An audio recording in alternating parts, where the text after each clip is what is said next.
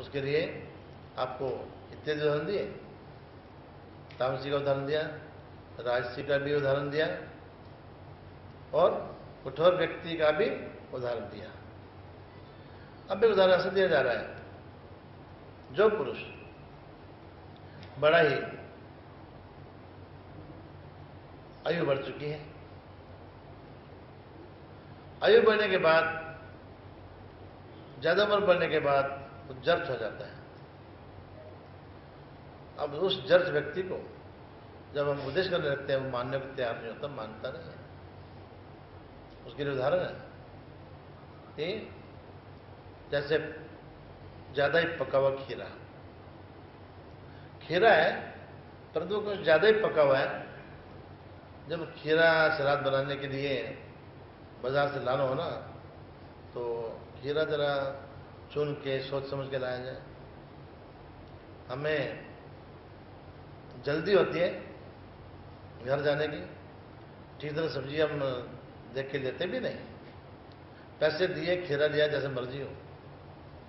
वो खीरा ज्यादा पका हुआ है, जब उसको काटते हो तो अंदर से गांठें निकलती हैं।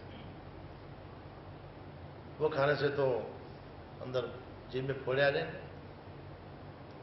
वो खीरा खाने के लायक नहीं। इसी तरह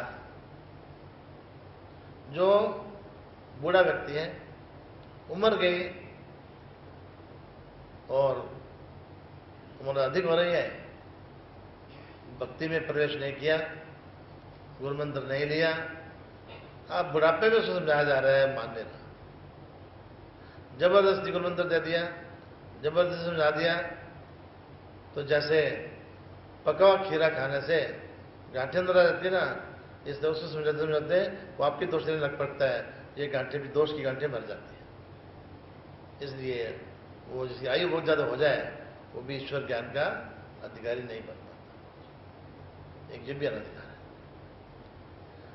एक और अनधिकार बताया जा रहा है कि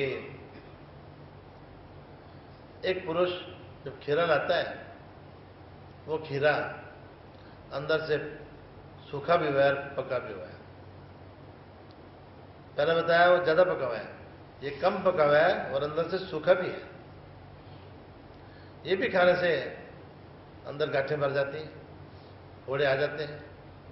इसी तरह जो व्यक्ति धर्म के प्रति निष्ठावान नहीं है, श्रद्धा नहीं है, अनधिकारी है, उसको भी ज्ञान नहीं बताना, वो भी ईश्वर ज्ञान का अधिकारी नहीं है।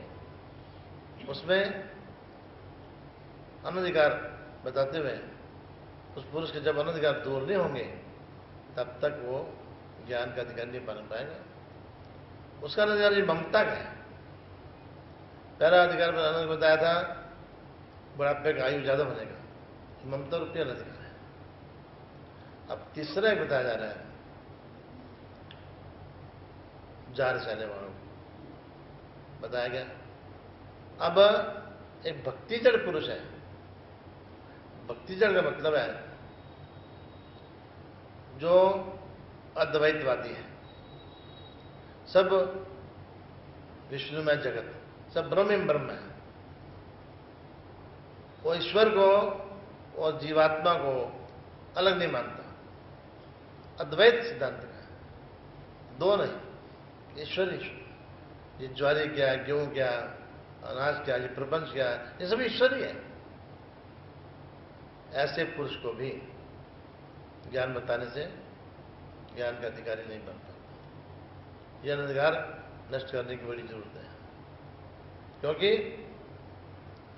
जब तक यह अनधिकार दूर नहीं होगा वो ज्ञान का अधिकारी नहीं बन पाएगा।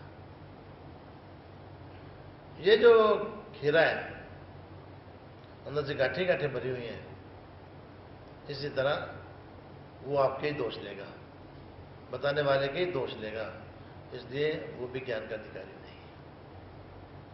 अब एक बताया जा रहा है देह लुतैले वाड़ू, ऐसा खीरा है जिसके अंदर जंतु भरे हुए, कीड़े भरे हुए हैं। हम जल्दी से वो भी ले आते हैं, जल्दी होती है या सस्ता माल देखते हैं, ये सस्ता है तो खीरे हैं, महंगा क्यों नहीं, सस्ता ले चलो। तो सस्ता खीरा ले आते हैं, अंदर से कीड़े भरे हुए, जंतु भरे हुए। हाथ में उठाया, घर आकर क्या देखते हैं, हाथों पर बाहों पर कीड़े कीड़ियां। वो खाओगे तो अंदर भी कीड़े जाएंगे, वो खाने के योग्य नहीं है। इसी तरह जो पुरुष वो बेजर्ज है, मतलब आयु भी अधिक है और ममता भी अधिक है। ममता नहीं छोड़ पाता वो पुरुष ना तो ज्ञान का अधिकारी है और ना ही संन्यास का अधिकारी है। उसको बुढ़ापे में कहा भी जाए, भगत जी अब ले लो संन्यास, सारे काम तो हो चुके हैं, जवाबदारी सारी खत्म हो चुकी हैं, अब क्या पड़ा घर में। उल्टा जवाब देगा, तंग आ गया मेरी सेवा से, मेरा बुढ़ापा देख मुझे कह रहे हो। आजकल की कुछ बहुएं तो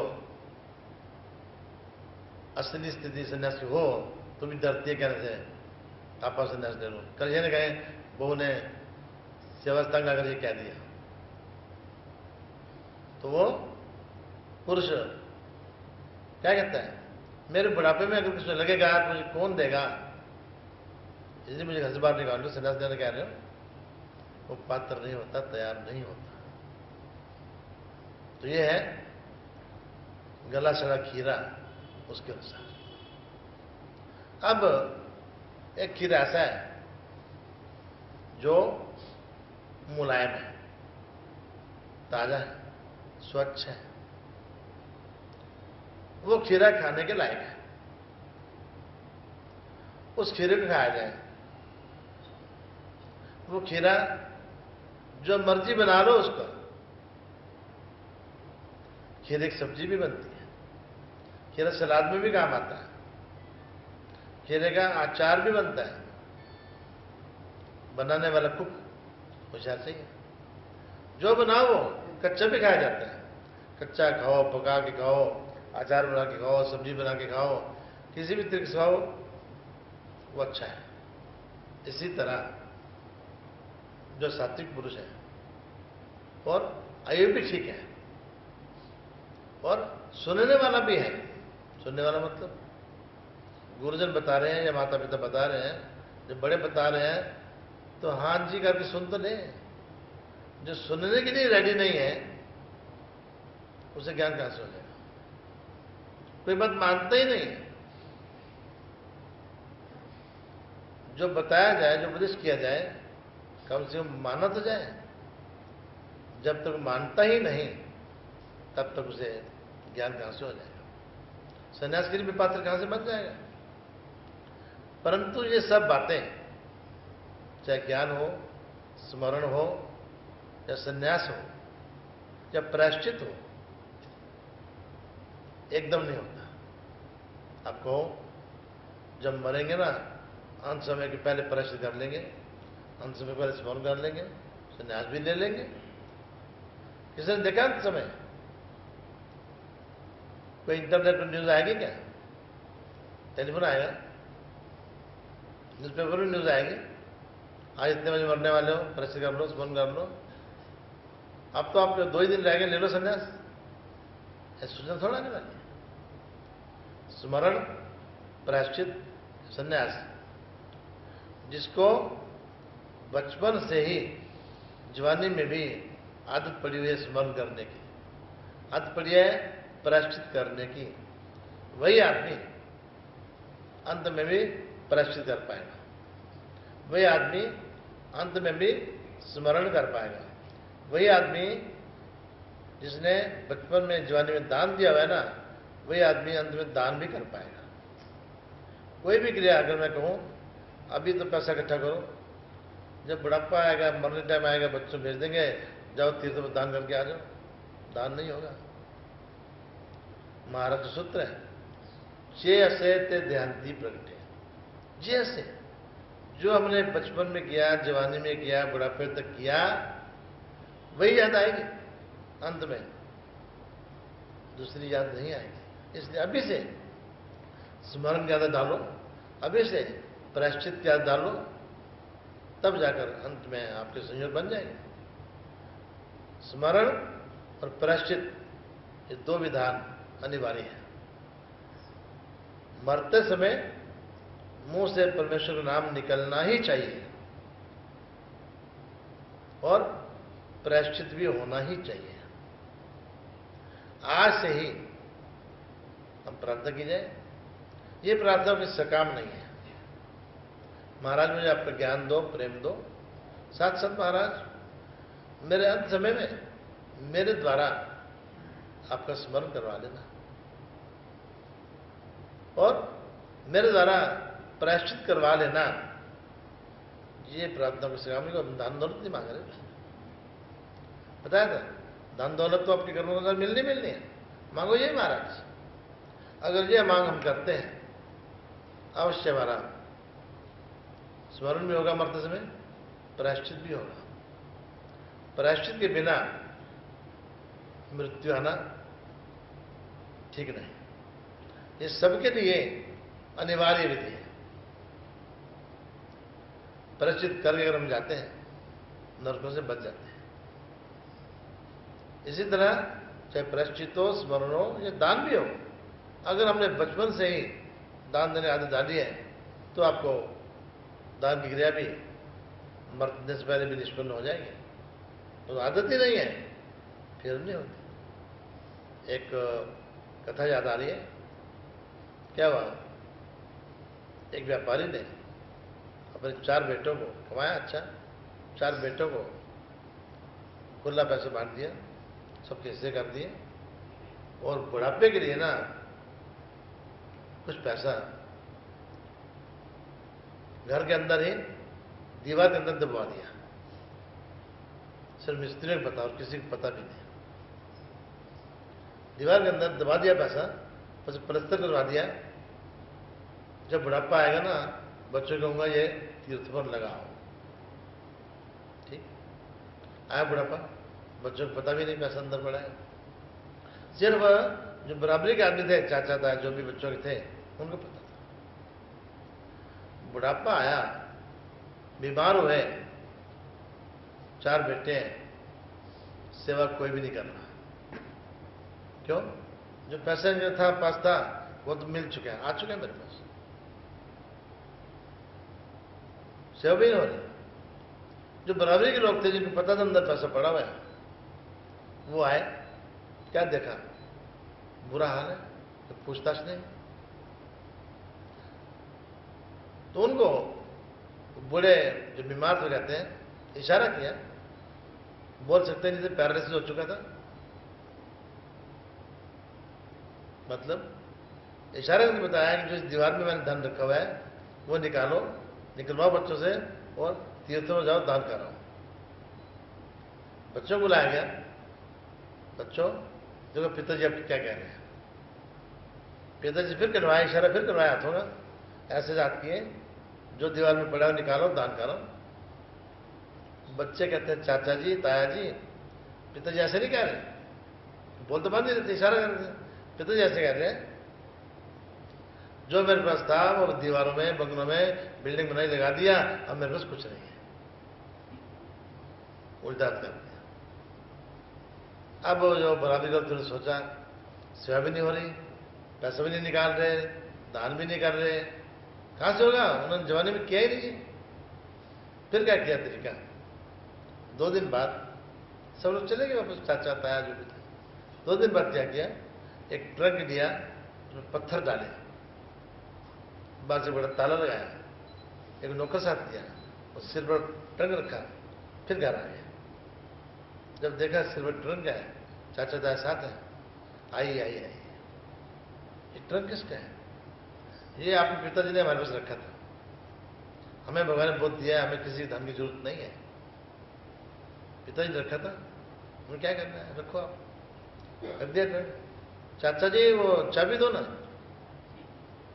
चाबी तो बेटा तब मिलेगी जब इनकी सेवा होगी, तब चाबी देंगे, तब निकाल देंगे, हमने क्या करना है, रखा होता रख दे, तो लेके आए, चलो। फिर क्या, ट्रक देखकर सेवा शुरू हो गई। 4 बेटे, 4 बुआ और सारी पैथियां, एलोपैथी, होम्योपैथी, मैग्नेट पैथी सारी सारी पैथियां शुरू हुई। आखिर मृत्यु है, मृत्यु अटल है। 15-20 दिन सेवा तो हुई, तकलीफ तो दूर हुई, पर बुढ़ापा तो मरना था ही, मृत्यु भी हो गई। अब डेड बॉडी अंदर पड़ी है। चाचा जी ताज वो चाबी का है, बेटे डेड बॉडी जाने दो, चाबी देखेंगे। डेड बॉडी अंतिम संस्कार करके आओ, उसके बाद 10 दिन की दस्क्रिया वगैरह सब करो चारों मिलके, फिर ये पैसा निकालेंगे और चारों बराबर हिस्से कर देंगे। उन्होंने क्या कहा, ठीक है। फिर क्या, खुली दस्क्रिया हुई, सारा 10वां भी खुला हुआ, दान धर्म अच्छा हुआ, सब कुछ हो गया। अब चाचा जी ताया जी निकालो ट्रंक, फिर आए, ट्रंक सबके सामने खोला, क्या निकला, पत्थर निकले। मारा माथे पर हाथ, चाची जी आपने कहते धन पड़ा है इसमें, सोना चांदी पड़ा है, पत्थर कहां से आ गए? अरे बेटा आपकी वासना बदली, ये सोने का पत्थर बन गया। इसमें सोना चांदी था, क्या क्या था इसमें, परंतु आपने सेवा नहीं की, ट्रंक देखकर सेवा शुरू की, इसलिए वो पत्थर ही बन गए। ये आपके कर्म में, मैं क्या कहने का मतलब, बच्चों का ये हाल हुआ, फिर अंदर सेवा तो होगी, परंतु वो जो अंदर पैसा रखा था दान नहीं हो पाया। इसी तरीके से हम जो बोलते हैं अंत में दान कर लेंगे, अंत में स्मरण कर लेंगे, अंत में परिश्रम कर लेंगे, ऐसा नहीं होता। जब आप आदत डालोगे यहां से ही, यहीं से भी, अभी से ही स्मरण करने की, परिश्रम करने की, दान देने की, तभी ये सब क्रियाएं अंत में हो पाएंगी। तो ये सभी अनधिकार जब तक नष्ट नहीं होते तब तक आप ईश्वर ज्ञान के अधिकारी नहीं बन पाते। इसलिए अभी जो खीरा बताया है, जो मुलायम खीरा है, उसको तल के खाओ, सब्जी बनाओ, अचार बनाओ, सब्जी से बन सकती है, सलाद बनाओ। इसी तरह जैसे आयु भी ठीक है, सात्विक भी है, अनाधिकार भी नहीं है, वो पुरुष, वो जीवात्मा ईश्वर के ज्ञान का अधिकारी बन जाता है, बन सकता है, गीता ज्ञान का अधिकारी बन सकता है, ब्रह्म ज्ञान का अधिकारी बन सकता है, वैराग्य भी कर सकता है, संन्यास भी ले सकता है, और ईश्वर के प्रेम के उपाय जो बताए हैं वो भी अर्जित कर सकता है, सब कुछ कर सकता है। और आचरण भी जैसे गुरु जी से कहेंगे उस तरीके से उससे आचार भी करवा सकते हैं, हर बात के लिए तैयार हो सकता है। परंतु कब, इतने सारे मैंने अनधिकार बताए हैं, इससे भी अनधिकार दूर होने के बाद ही वो अधिकारी बन सकता है, तब तक नहीं बनता। इसलिए हमने जितने भी अनधिकार सुने हैं, सभी अनधिकारों को दूर करके हमने उस ईश्वर के ज्ञान को पाने के लिए अधिकारी बनना है। जीव सर्वाधिकारी कहाँ है? जीव के पास ऐसी शक्ति है जो सब कुछ प्राप्त कर सकता है, सब कुछ। बड़े से बड़ा ज्ञानी बन सकता है, बड़े से बड़ा राजनीतिक बन सकता है, बड़े से बड़ा नेता बन सकता है, राष्ट्रपति बन सकता है, बड़े डॉक्टर भी बन सकता है। परंतु हमने इसको क्या बनाना है, उस तरीके से इसको माता पिता द्वारा, गुरुजनों द्वारा ढाला जाए। क्यों ढालने से नहीं बनेगा काम, इसलिए भी वैसे ढलना चाहिए ना, ये भी तो वैसे ढले। ताली दो हाथों से बजती है। माता पिता गुरुजन बच्चे को सिखा रहे हैं, परंतु बच्चा मान नहीं रहा, फिर कैसे बात बनेगी। इसलिए एक आगे जब उदाहरण आएगा कि